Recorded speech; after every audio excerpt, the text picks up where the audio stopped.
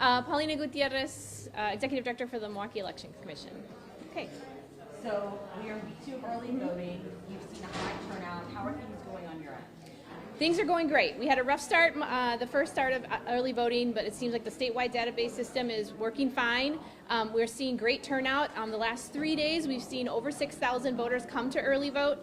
We are now, as of this morning, which I'm sure it's a lot higher now, we're at 79,000 ballots, absentee ballots that have come in to our processing center. So it's going great. Just explain for us the process, because those ballots remain closed until election.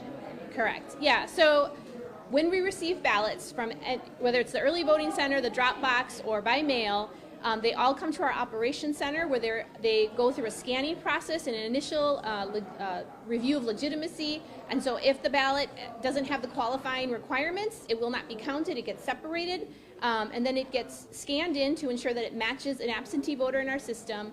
And then we get them in bins and we start to sort them by last name and by ward. In the city of Milwaukee, we have 356 wards. So we make sure that those are all assigned by ward. And then at central count, we have those separated, and we have hundreds of people who have been trained, and they take each one of those wards and start issuing voter numbers and getting them ready to be processed and counted at our high-speed tabulators. And that all happens on election day, starting at 7 a.m. is when the polls open, and we begin central count at 8 a.m. So does that mean the more early voters there are, the longer it will take to count the results? Yes, that is exactly right. So the more ballots that we have to count, the more time it's going to take. City of Milwaukee, we are one of 30-some states that do central count. We are the largest city in the state of Wisconsin. We follow the same laws that everyone else follows here in the state of Wisconsin. We just have a lot more to do. And so, we estimated about 80,000, but we're feeling really good because we can easily scale up and adjust our operations. But as more and more ballots come in, you have to expect a later period that we would be done. Any estimate of what time? I said sometime after midnight. We might be in the late hours past that for sure. So.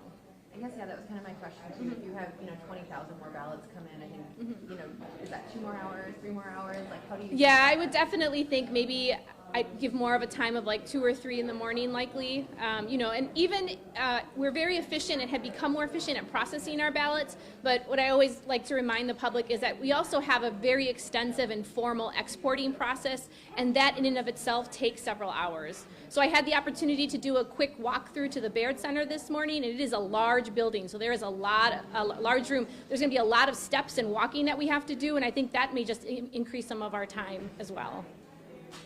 I guess I was also curious, in terms of early voting, have you seen any challenges? Have there been any issues with observers? How's that all gone? No challenges. When we have issues with observers, we immediately attempt to de-escalate. And so, there's been a few here and there, but nothing major. It's just all about educating the observer about what the rules are and what their role is, and then making sure that the 3 to 8 feet is complied with. If issues pop up about procedures and process, we engage with the chief and we coach them through it. But nothing major so far. It's been great. Again, I think last night was about 6,600 voters. I mean, that's amazing what we've processed through. And for those, like I think I mentioned, after my end of my shift, I try to head to an IPAV site, and it feels really good to watch people vote and help out in the process. I guess also on election day, central count will start at 8 a.m., is that right? Or correct, yeah. So polls open at 7 a.m. and so there is a ballot drop-off area that's going to be at central count because we're like a polling location, and that will be open at 7 a.m. So the public can start delivering their ballots. Observers can come and observe that process starting at 7, but the actual processing floor will not open until 8 a.m. And that's when observers can come. Correct. Media can come. Yes. So when 8 a.m. hits, the doors open for the observers and media. Our poll workers will be able to get in earlier just so that they can get themselves situated, but we won't begin official processing of ballots until 8 a.m. And you said in the release this morning that you have enough poll workers. Yes. Enough election workers now. Yes. How many do you have? Yeah, so we employ about 2,500 to 3,000 poll workers, and I am very happy, and I feel really proud to be a Milwaukeean that the citizens of Milwaukee stepped up. And we have enough poll workers that we actually shut down the application. We're really solid on our central count numbers, but as we see the turnout increase, we are still recruiting for central count, particularly looking, just like in poll workers, afternoon shifts and full shifts.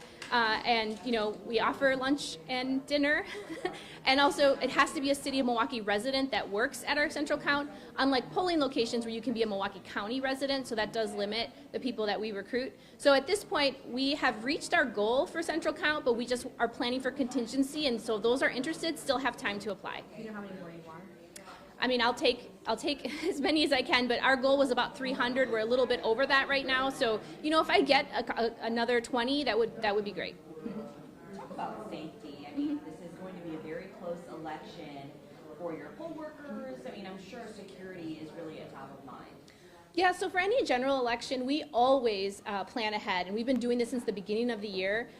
What has been great is our relationship with the Milwaukee Police Department, the Milwaukee County DA's office, and CISA, which is the Cybersecurity and Infrastructure Security Agency, which is an arm of the Department of Homeland Security, are really great partners. And for the first time ever, we did a all poll worker security and staff training that we held at the Pfizer Forum. We had over 800 poll workers attend, and it was a great experience. We've got a lot of really good feedback.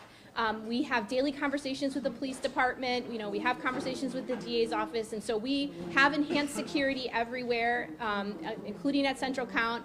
We work with our police department for our polling locations. But what I want to reassure the public is that you may not see it, but it's there. Because the number one priority is that voters can vote without disruption, that there's not intimidation, and so officers are there to swiftly react if we need them, and rest assured they're out there doing patrols, they're part of Central Count, but they're not going to have like an outwardly presence that you might see immediately. The Conservative Political Action Conference claims it has evidence of ballot harvesting here in Milwaukee. They say that 500 ballots were stuffed into an unguarded ballot box outside City Hall. Are you aware of this? Yes, I heard about this complaint. It hasn't come directly to us. That was submitted to the Wisconsin Elections Commission, and so they are the ones that would be responding to that complaint.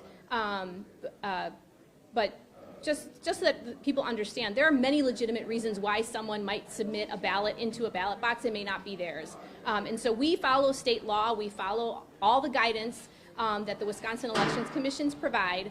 And so from our perspective, that we don't have any concerns right now. We haven't seen the complaint directly, but we are monitoring it as it moves through the process.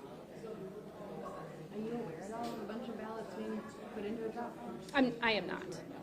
Have there been any issues with drop boxes? We have not had any issues with drop boxes thus far. I mean, we've seen observers out there. We ask observers to be respectful.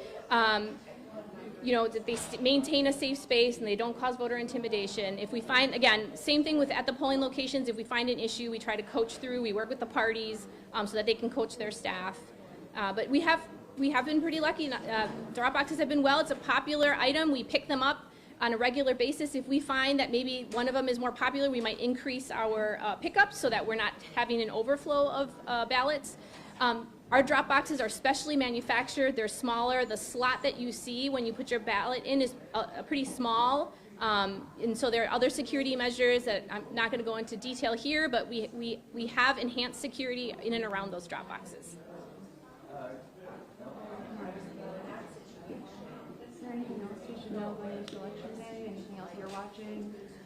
No, I would love to communicate how proud I am to be part of the elections family and the team. I mean, we are working 11 midnight every night. We want to make sure that we process all legitimate ballots. I want to reassure the public that absentee ballots are safe, secure. Every ballot has to have a written application first. We make sure that a voter is connected to that ballot. If at any point a ballot, whether it's in the drop box, coming through the mail, or here at early voting, has any issues where it doesn't pass muster or is not eligible, it will not be counted. It gets separated from the total count. And then we do that initial review, and then at Central Count, our bipartisan teams then do another review. And so there are multiple reviews that are always happening with multiple people to make sure a legitimate ballot is being counted and that the other ballots that have issues are removed from that count.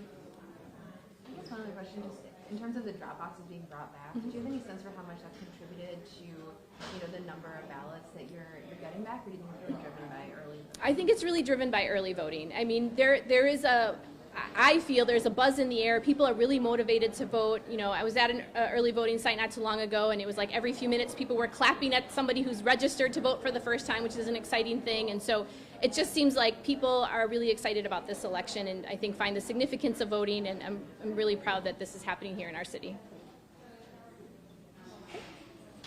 Okay. That's it? Thank you. That wasn't too bad.